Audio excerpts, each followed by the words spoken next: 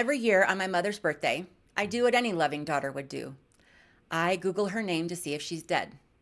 Not because it would change anything in my life for me, but I'm curious. I just want to know. That alone probably tells you everything that you need to know about my relationship with my mother, but trust me, it barely scratches the surface. People ask me all the time if I could change my past, would I? And at first, the answer seems really obvious, right? Of course I would. Why wouldn't I? But then you start pulling at the threads and you start really looking, and that's when you realize it's not that simple. Before we get into this, I need to give you a heads up. This video discusses childhood abuse, neglect, and addiction.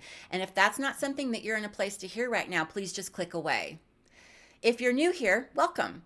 And if you've been around for a while, you already know that this channel is about navigating the hard stuff, the kind of things that shape you, whether you want them to or not. Career struggles, mental health issues, the messiness of just trying to be a functional frickin' person. We talk about empowerment. We talk a lot about growth. We talk about resilience. But we can't talk about resilience without talking about where it all comes from. And for me, that starts here. And there's one thing, one truth that I wish that someone had told me sooner. Because if you don't see this for what it is, if you don't recognize it in time, it won't just cost you years of your life. It will cost you yourself. We will get to that, but first, I need to take you back. As a kid, I don't think that I ever stopped and thought, something's wrong here, right? But I did realize that my life was different. I just didn't think about it in that way. My life was my life. It wasn't something that I could question. It just was. No one tells you when your childhood is being stolen. It doesn't happen all at once, right? It fades, one missed meal, one bruise, one broken promise at a time, until one day you realize that other kids are not living like this. I didn't know I was neglected. I didn't know I was living in chaos, but I knew there were things that I couldn't talk about. I knew there was a heaviness, right? A shame, even if I couldn't tell you what I was ashamed of. Because when you grow up in survival mode, you don't compare. You don't question. You don't stop and think, is this normal? You just live inside of all of it because that's all you know. I didn't get why we can never have friends spend the night. I didn't understand why we were alone so much. I just knew that things were the way that they were, and I never had any expectations of anything else. It didn't even occur to me to. As a side note, I do have a younger brother who lived with me through all of this, but I'm not going to talk about him or his experiences because that's not my story to tell. This is my story, the way that I remember it. Sometimes people in really nice clothes with little clipboards would come visit our apartment. I didn't know who they were. I was just told they were coming to check in on things, to see our home, to make sure that we were happy. And on those days, we were really happy. My mom always seemed to know when they were coming, so we weren't just happy, we were performing. She would take us somewhere, buy us something, give us a little bit of attention, make sure that we were grinning ear to ear. And by the time they knocked on our door, we weren't just fine, we were freaking perfect. They'd ask us questions and we'd tell them exactly what they wanted to hear. Yes, we love it here. Yes, my mom takes great care of us. Yes, everything is great. And that was the truth, at least on that day. And when they asked us questions, they did it right in front of my mom and her boyfriend. So even if we wanted to say something, what were we going to do? Talk about the beatings, the screaming, the drugs, and the missed meals? I mean, they were right there. So we smiled. We said everything was fine. We were always being dragged to parties that were full of adults, drugs, and way too many kids. I remember my mom laughing because we used to get contact highs, right? It never seemed weird to me because it was just all so normal. My mom gave me gifts, but always with a catch, always with the reminder that I didn't deserve them. Love was something that you earned. If she gave you something, you owed her. And if she was in a bad mood, you lost it. Just like that. Our clothes smelled like mildew and rot because she'd forget the laundry in the washer for days. And I learned real fast that if I didn't do my chores perfectly, I was going to get hit. I remember one day I couldn't even get out of bed. My head hurt so badly from the beating the day before. It was really the worst pain that I have ever had in my life, and I can still feel it now. My vision was blurred. I couldn't even hardly sit up, but I remember my mom was yelling at me to get up and get ready for school. So that's what I did. We lived in horrible neighborhoods and we moved every few months. There was no such thing as putting down roots, no such thing as stability, just chaos, rinse, repeat. This was normal, so why would I tell them any of that?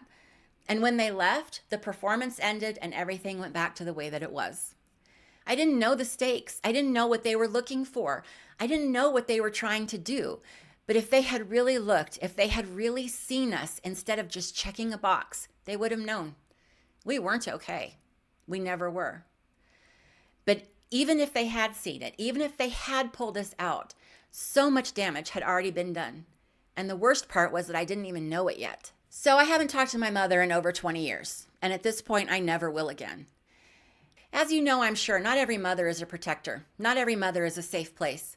Some bring on the chaos instead of keeping it out. Some put their own pain before their child's. Some make you grow up so fast that one day you realize you were never a child at all. It's not that I forgot her. It's not that I never think about her. It's that I had to let her go. And we'll talk about all of that and how that went down in just a few minutes. And before anyone starts in with the, but she's your mother guilt trip, let me just stop you right there. There are a lot of reasons why people become estranged from their mother. I lost mine to her addiction, bad choices, and an endless parade of men who were all some version of abusive. My mother had me at 17, and she was never what I would call a good mother. She cycled through relationships, and every single one of them left some kind of scar, physical, emotional, or both. And now at this point in my life, I do understand a little bit more about why abused women stay. I understand the fear, the isolation, the mental prison that keeps people stuck in cycles that they don't know how to escape. I can understand why she might have done what she did, but I will still hold her accountable for the damage that she caused. I can empathize without excusing. People love to say that if you understand someone's pain, you're supposed to forgive them. That once you see their damage, you're supposed to erase your own. That once you know why, you have to let it go. I call bullshit. I can know why she stayed and still say that she failed me. I can acknowledge her suffering and still say that she had choices. I could recognize her pain and still refuse to let it erase mine. My mother wasn't just someone who failed to protect her kids. She was always unavailable. I don't know how else to describe it, just unavailable. She existed, but she wasn't present. She wasn't emotionally there. I'm sure she was depressed. I know she was an addict. I fully realized that she had trauma. But knowing all of that doesn't change what happened. It doesn't undo the damage done to me. She had a choice, and I refuse to say that she was doing her best, because even with older eyes, even with everything that I know now, I can still say with absolute certainty she wasn't. Saying that someone's doing their best is just something to make everyone else feel more comfortable. I have very few memories of her not being high in some kind of way. I spent so much of my childhood watching her cover her black eyes with sunglasses and explain away hospital stays like they were just routine checkups. Broken bones were because she fell downstairs that we didn't even have. I didn't get it at the time. I was a kid, and when you're a kid, you trust adults. You think that they know what they're doing, that they're making choices with some kind of logic behind them. But there was no plan. There was no logic. There was just survival. When I last lived with her, she had an abusive long-term boyfriend. His word was law. His hands were painful. His beatings were frequent. But we didn't leave. We stayed. And we stayed. And we stayed. Back then, I didn't know why she wouldn't protect herself, but more than that, I didn't know why she wouldn't protect me. And eventually, I stopped expecting her to. She was never going to, and she never did. I had to do it myself. What I couldn't do myself, though, was give her what she really wanted. Turns out, I had a price tag. I didn't realize that those people in nice clothes that would visit our apartment were actually social workers. I didn't know who they were. They just came in, asked questions, scribbled some notes, and then they left. I didn't know until much later that they were sent by my dad, and he was trying to help save us. I had no idea that they were deciding my future. I think that people assume that when kids are removed from their homes, it's always some big dramatic moment, screaming, crying, police lights flashing, some kind of scene straight out of a Lifetime movie. But that's not what happened to me. We flew out to visit my dad just like we did every summer. We packed our bags just like normal, got on a plane just like normal, landed just like normal, and then we just never went back. That was it. I didn't understand it at first, but I wasn't worried. I wasn't upset. I didn't fight it. I wasn't scared of being there. But every night I went to sleep afraid that tomorrow would be the day that they sent me back, that someone would come into my room and say it was all a mistake. Every time I heard footsteps in the hall, my stomach dropped and knew that any second now someone would open my bedroom door and tell me that it was all over, pack up my stuff and go. Because as much as I missed my mom, I knew that I did not want to go back. It was all very complicated emotionally. It wasn't until years later I found out the truth about the whole child custody thing. She didn't lose us. She didn't even fight for us. There was no drawn out custody battle, no desperate attempt to keep us, no last ditch effort to bring us back home. My dad bought us. Not in some symbolic way. He literally paid for us, like a car or a couch. Because as much as my mother claimed to love us, she loved the child support even more. She didn't give us up because she thought that's what was best for us. She didn't let us go because she wanted us to have a better life. She let us go because she was handed a lump sum of money and decided that that was worth more than keeping her children. So yeah, she didn't fight for me, and that was horrible. But the real horror hadn't even happened yet. Living in my new world, in my new home, therapy wasn't optional. My stepmom was actually very enlightened for the time. Therapy in the 80s wasn't really a thing, right? But she knew I needed help. I was a mess. I was looking for validation in all the wrong places. Therapy helped, but it didn't change the fact that deep down, I was still just a kid waiting for her mother to come back for her. She lived in California, and we were here in Colorado. And back then, you actually had to pay for long-distance phone calls. And since my mother never had any money, she never called. And looking back, I can see why we weren't allowed to call her very often, because every conversation that we had with her was awful. Every time. Tears, yelling, blame. It was horrible. And if you're thinking that things can't get any worse than that, let me assure you, yes, they can. Because at some point, when I was around 13, my therapist had me write her a letter. And this just wasn't some casual, hey, how's it going kind of letter. This was about everything that we had been working on for the last year. I poured everything into that letter. Every question that I was too scared to ask out loud. Every time I sat awake at night wondering why I wasn't enough. Maybe she had loved me once and somehow I had lost it. And maybe, just maybe, she didn't know what I had gone through. Maybe she had never realized what she had done to me. I wrote the letter from the perspective of how I felt, what had happened to me. It took me a week to write. It was 12 pages, handwritten, front and back, no mistakes. Every time I made a mistake, I would start the page over. I wanted that letter to be perfect because if I said it just right, maybe she'd finally hear me and understand. And when I finally sent it, I remember feeling relieved and excited. I had done a big thing, right? I remember my stepmom being really proud of me, but I remember the way she looked at me when I would say things like, Mom will know and she will apologize. We will talk about it. She'll want us back. My stepmom didn't argue with me. She didn't tell me I was wrong. She just looked at me. I think that she already knew that this probably wasn't going to end well. A couple of weeks later, my stepmom handed me an envelope and told me that my mom had written me back. I was so excited, so excited. I ran to my room to go open it, and I turned around, and my stepmom was there. And looking back, I know that she wanted to be there to protect me from whatever was coming.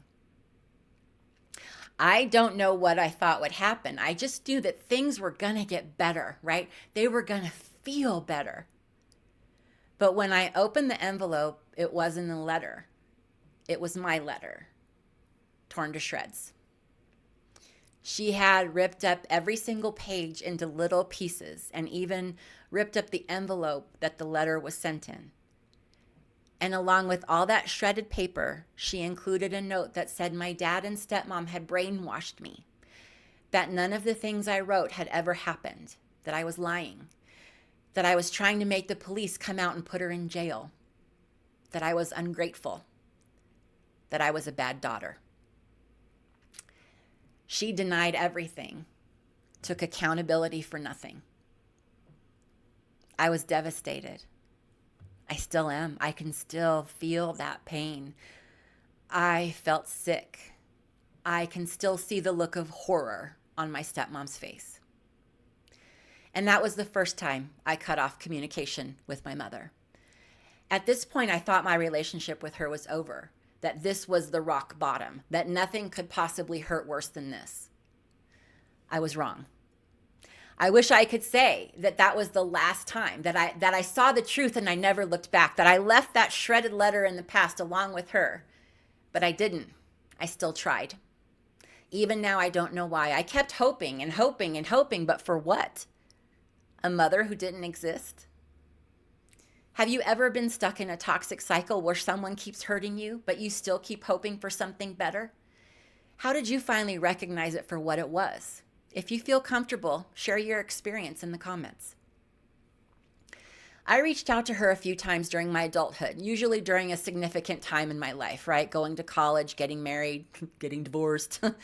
And each time our relationship was superficial, shallow, and distant. And every single time it ended the same way. Every time. I wanted answers. She gave me accusations. I wanted honesty. She gave me insults. Every time I reached out, hoping for her to be a mother, and every time she reminded me that was never who she was. I honestly don't know why I kept trying. I really don't. The last time I reached out to her, I remember thinking that this time I knew I would not be able to talk about anything that mattered, right? I would not be able to talk about our childhood. I wouldn't really be able to talk to her about anything meaningful. I would have to let everything go and just accept what things were and not bring it up. If I were to bring it up, I knew that it would just end the same. So I let it all go, and I tried to have another relationship with her. During this time, at one point, her husband called me and said that she'd had a stroke. I didn't question it. I got on a plane because that's what you do, right? I walked into the hospital not knowing what to expect, but the second I saw her, I knew that something was off.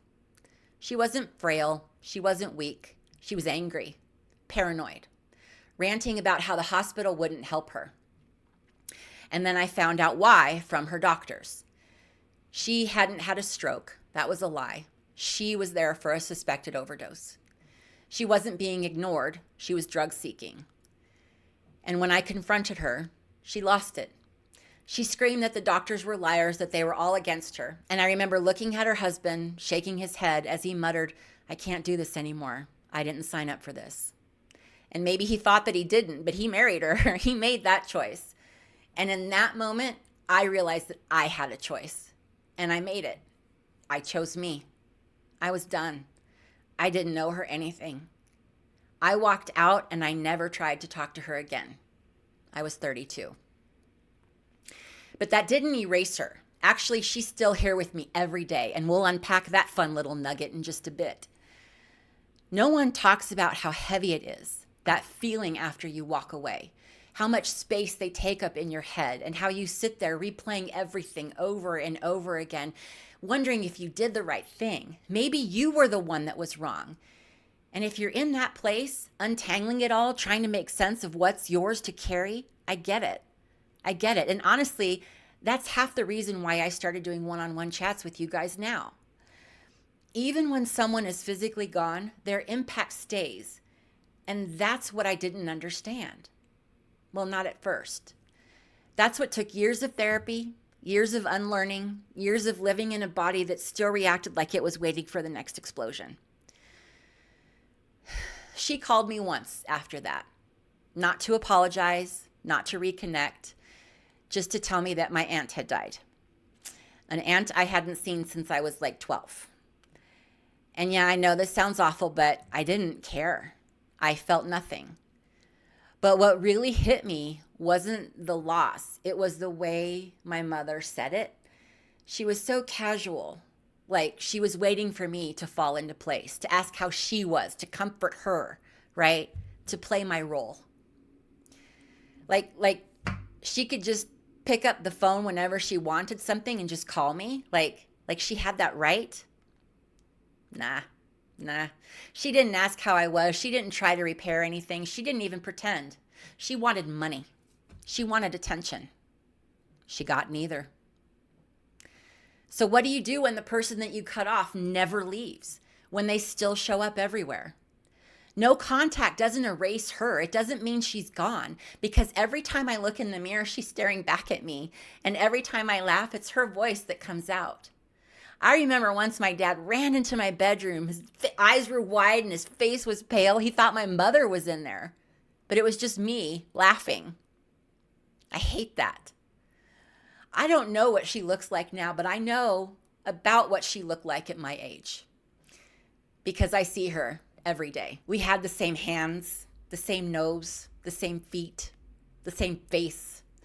I remember the way she'd hold up her palm to mine, laughing, how we were copies of each other, like it was a good thing, like it mattered. And that should be comforting, right? To share those little things with your mother, but it's not for me.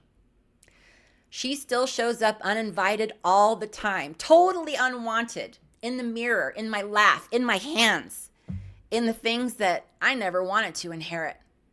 I have spent my entire life terrified that I would become my mother. But here's the thing. Even though I carry parts of her, even though I hear echoes of her in my own voice, I am not her. I've made different choices. I broke the cycle. I don't act like her. I don't think like her. I don't live like her. And I never will. But here's a question. What happens when you fight so hard to not become someone that you forget who you are in the process? Even with everything that I've said in this video, I know damn well that there are people that are going to think I'm a bad person for this. I mean, she's my mom. She gave birth to me. And to a lot of people, that alone means I owe her something, no matter what she did. The world will make you feel like you've committed some unthinkable betrayal, like family is sacred no matter what. Like it doesn't matter if they hurt you, abandoned you, destroyed pieces of you, you're still supposed to stay. And for a long time, I believed that. I kept thinking if I just held on a little bit longer, if I just did everything a little bit more right, that one day she'd wake up and realize what she'd lost. That if I was patient enough, good enough, she'd finally see me the way I needed her to. But that day never came. Because she never thought she needed to change. She never thought that she did anything wrong. In her mind, she was the victim, and I was just another person who turned against her. You can't fix a relationship with someone who doesn't think it's broken. And that's the lesson that I wish that someone would have told me sooner. And trust me, I've got more lessons to share. Things I wish that I had learned a lot sooner. So stick around. I'm going to dive into those in just a minute. I basically spent my life waiting for someone who was never coming. Because walking away wasn't just painful, it was excruciating. But here's the thing. Staying hurt too. Every time I reached out, she reminded me why I shouldn't have. Every time I forgave, she proved that she hadn't changed. And every time I opened the door, she slammed it in my face. And eventually, I had to make a choice. I could keep playing a game where the rules never changed, where I would always lose, or I could finally walk away. And I did. I walked away without permission, without an apology, without the closure I thought that I needed. I walked away knowing I would never get the answers I wanted, nor the validation that I deserved. And it was the best decision I ever made. Walking away doesn't have to be forever unless you need it to be. And if you do, that is okay, because you are worth more than a lifetime of disappointment. No one is owed your energy, especially when they've made it abundantly clear that they don't give a shit. You are worth more than waiting on someone who's already shown you who they are. You don't need their permission to move on. You don't need their approval to heal. They don't have to understand it. They don't even have to like it. You do it anyway. If someone has shown you over and over and over again that they will never be what you need, believe them. They're giving you their answer. So if I had the chance to talk to her again, would I? What would I say if I could say one more thing? I mean, she has no idea who I am now, right? She doesn't know where I live. She doesn't know what I do. Honestly, she doesn't even know my name. And that's the thing about walking away. It's not just losing a relationship, it's erasing yourself from someone else's world. So what would I say if I could say one more thing? I wouldn't say a damn thing. I've said it all. I've said everything over and over again, and it never changed a thing. I spent too many years trying to find answers that don't exist, waiting for accountability that was never coming, hoping for a version of her that never showed up. So, no, I wouldn't waste another word on her.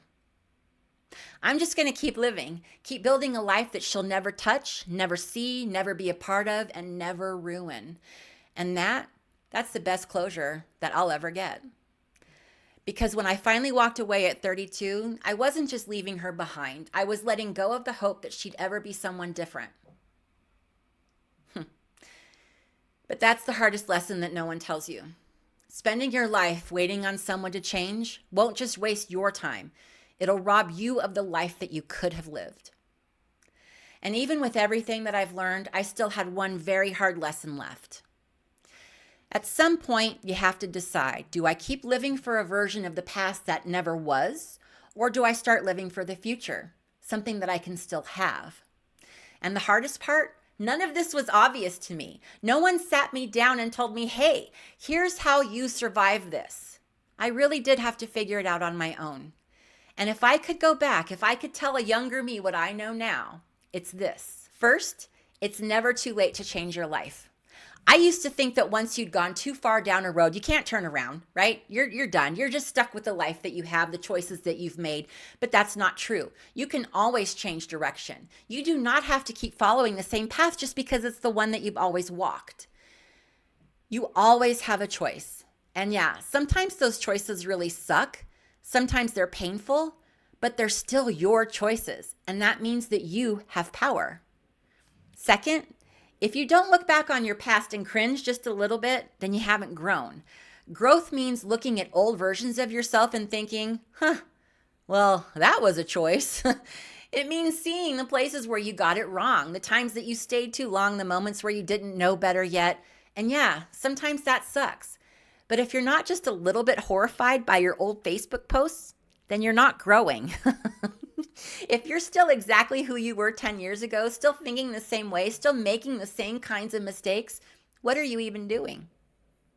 Third, you do not owe anyone access to you just because you share DNA. Blood is an accident. Love is a choice. Blood does not entitle someone to your time, your energy, or your love. If they treat you like garbage, you are allowed to take out the trash. If they take and take and take, you are allowed to stop giving. If they hurt you over and over again, you are allowed to say no more. Their last name on your birth certificate does not mean they own a piece of you. DNA does not entitle someone to a lifetime of second chances. And finally, family is what you build, not just what you're born into. Because the best people in my life, the ones who show up for me time and time again, who remind me every day that I'm worthy of good things, I wasn't born into their lives. I chose them and they chose me. That's the thing about family. You don't have to inherit it. You can build it. And I did. I have learned a lot the hard way. But what happened when I started living on my own terms? All of this, all of the bullshit, it finally has led me to something I never had growing up. Real, unwavering, unconditional love.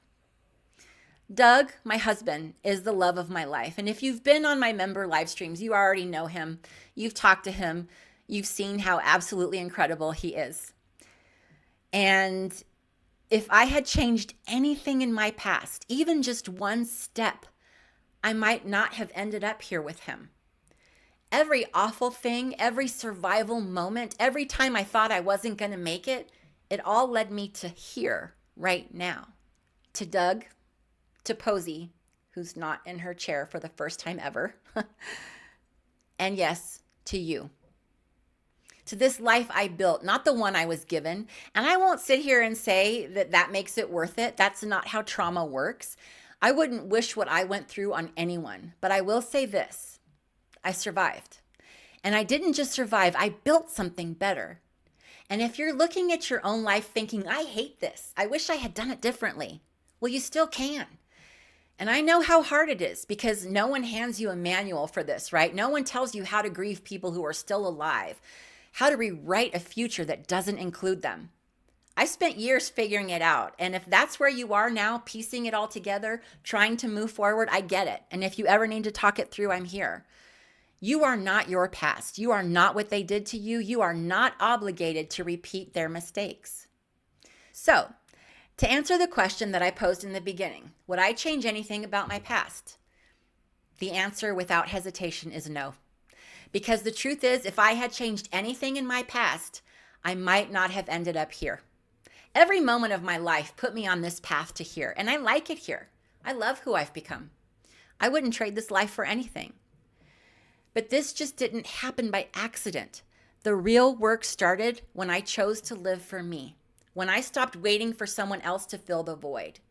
If you're still waiting for things to change, you're missing the point. The next step is all about deciding that you deserve better. If you're sitting here thinking, I hate this, I wish I'd done it differently, then know this, you still can. You're not stuck. The first step starts with you deciding that you're worthy of love, worth, and the life that you deserve. And if you're ready to take that step, watch me here where I'll walk you through it.